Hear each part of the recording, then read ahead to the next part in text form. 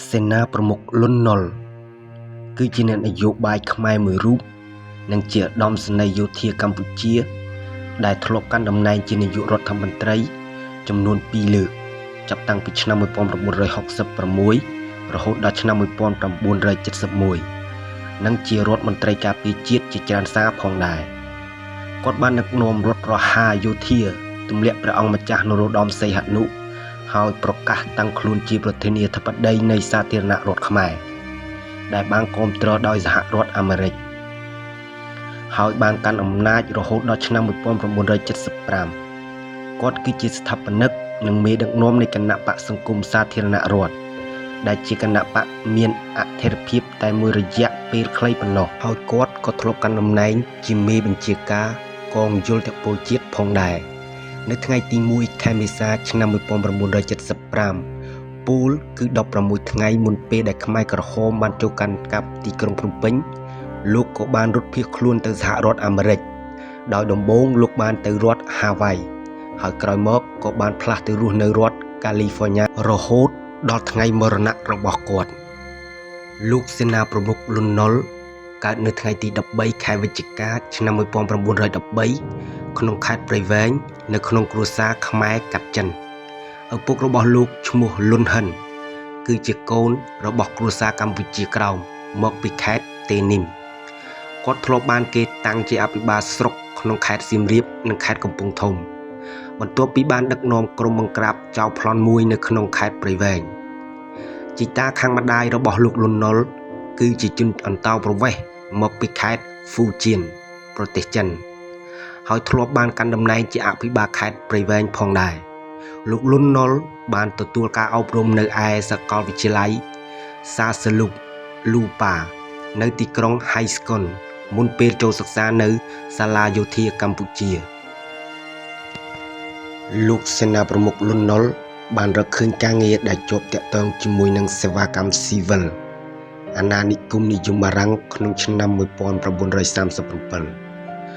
លោកក៏បានក្លាយជាចៅក្រមហើយក្រោយមកក៏ក្លាយជាអ្នកអនុវត្តច្បាប់បារាំងដល់ចំណាប់ម្នាក់ដែលមានតួនាទីប្រឆាំងនឹងសកម្មភាពបោះបោលមកលើរដ្ឋាភិបាលបារាំងក្នុងឆ្នាំ1939ដល់ឆ្នាំ1946លោកបានឡើងកាន់តំណែងជាអភិបាលខេត្តក្រចេះហើយចាប់ផ្ដើមមានទំនាក់ទំនងជាមួយនឹងព្រះអង្គម្ចាស់នរោត្តមសីហនុដល់ចុងសតវត្សឆ្នាំ1940លោកក៏បានបង្កើតក្រុមនយោបាយមួយដែលប្រកាន់យកនយោបាយឆ្វេងនិយមរាជាធិបតេយ្យនិងឯករាជ្យនិយមហើយក្រុមទាំងនេះក៏បានចាប់ផ្ដើមដើរតួនាទីយ៉ាងសំខាន់នៅក្នុងនយោបាយប្រទេសកម្ពុជានាពេលនោះផងដែរ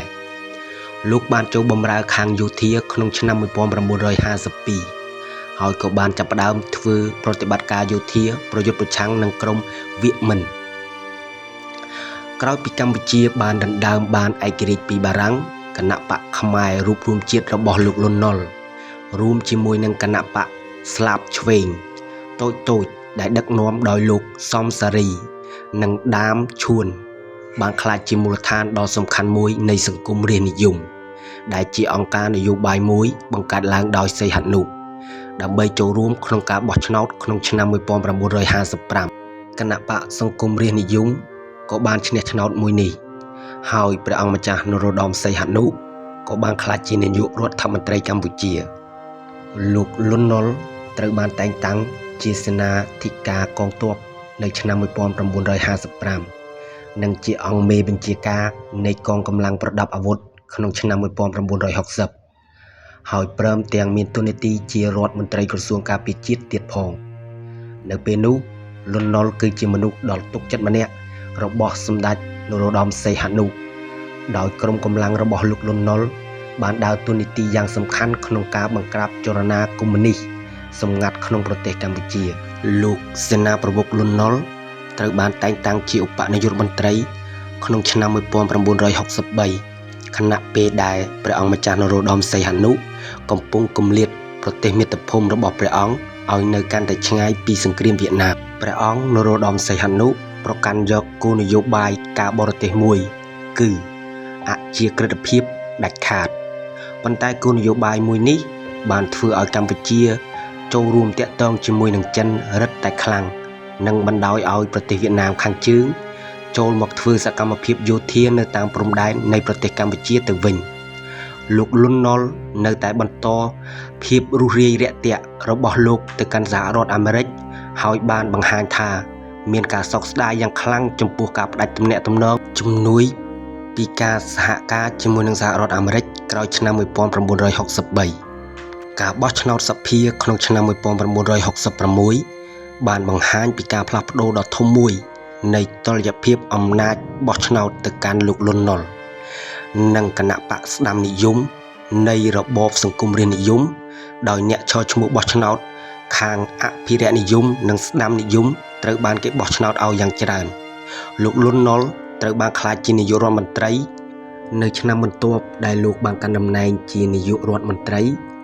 គណៈបកឆ្វេងនិយមបានធ្វើប្រតិកម្មនិងបះបោរឡើងនៅក្នុងខេត្តបាត់ដំបងលោកលន់នល់បានទទួលរងរបួសធ្ងន់ធ្ងរក្នុងគ្រោះថ្នាក់ចរាចរណ៍មួយ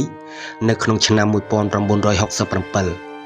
ហើយក៏បានលាឈប់ពីការងារនយោបាយជាបណ្ដោះអាសន្នសិនលោកបានវិលត្រឡប់មកធ្វើជារដ្ឋមន្ត្រីក្រសួងការពារជាតិវិញនៅក្នុងឆ្នាំ1968